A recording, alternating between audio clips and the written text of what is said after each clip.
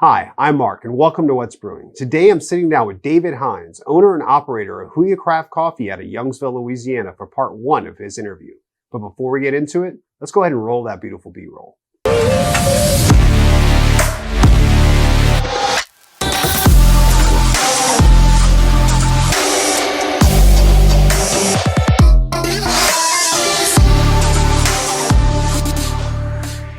David, thank you so much for joining us today. You got it, Mark.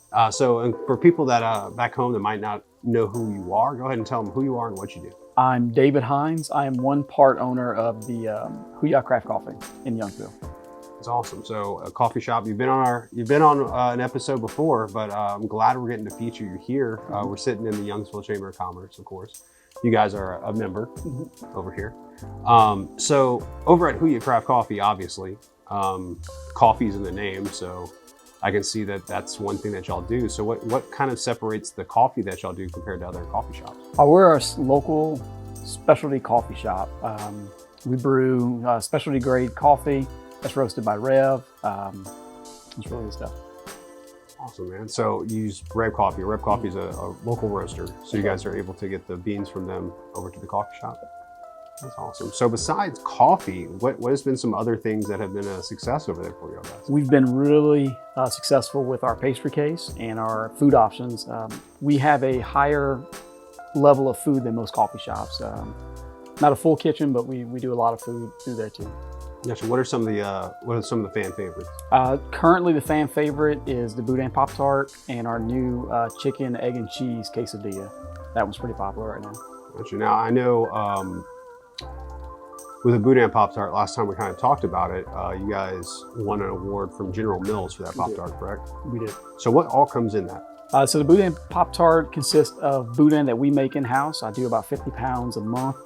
We mix that with pepper jack cheese and we stuff that in the Pop-Tart.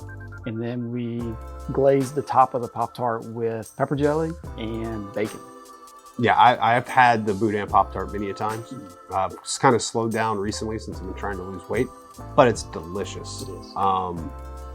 Yeah, so kind of let's get a little bit of a backstory. I see a shirt you're wearing. Yep. That shirt is Brewed Over. I'm not gonna lie, that's a great name for a podcast. Yeah. So what's Brewed Over? Brewed Over was the original concept that my wife and I started. It was a mobile coffee shop that we created in St. Mary Parish, and that's how we got started.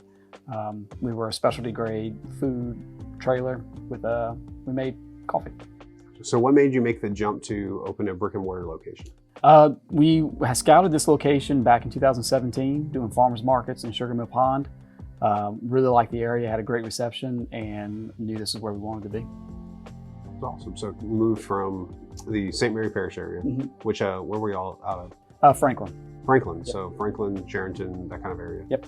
And they all moved to the Youngsville area with your shop. That's right. Okay. So Huya. I know in the last year we kind of talked about it in case people did not remember. So where did the word Huya come from? Because for me, when I hear it every time, still to this day, 2 years later, I think of Al Pacino. But where did the name of the coffee shop come from? So Huya is it's a Chitimacha word for thank you. My wife is tribal, and so are my two girls. And my wife's mom taught the language on the reservation. And Huya is one of those words that we use in the house. So Huya means thank you and has a second meaning of goodness. We thought it fit well with our value system and what we're trying to accomplish. One thing I love with the food is you actually have a toast bar. So it's something that's, besides you can get just avocado toast if you want it, but you have multiple options. What's some of the benefits for y'all of having something like that? It's like almost like an easy grab and go for customers. Yeah, it's a good midday meal or like a midday snack, or it's a pre-meal, I guess. They're good. They're one stick cut toast that we get from Great Harvest, and we have a bunch of different toppings, and you can mix and match and kind of do your own thing. That's awesome. So you guys, I've noticed from the bread's from Great Harvest, so you have a lot of partnerships that you do with different businesses here in Acadiana. Yep. How has having those partnerships been able to help you guys with getting your names out, or being able to help you guys with the products that y'all produce? It's a good way for us to share customer base. It's a good way for us to quickly identify issues that we might have, and you know, like with Nani's pepper jelly, if there's an issue, I can call them.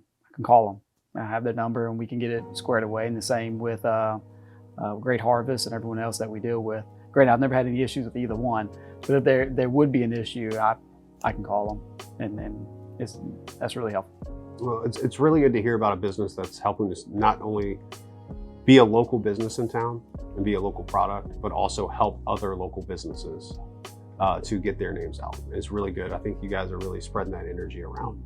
There's a lot more questions that I do have though, and I'd like to see about doing a part 2. Are you okay with doing that? Yep.